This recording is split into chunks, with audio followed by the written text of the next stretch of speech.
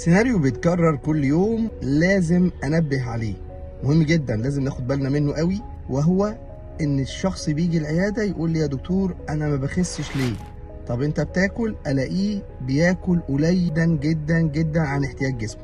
عشان كده دايما بنقول ناخد بالنا ان زياده الاكل مش بتخسس، ولا نزول الاكل عن المعدل الطبيعي بيخسس.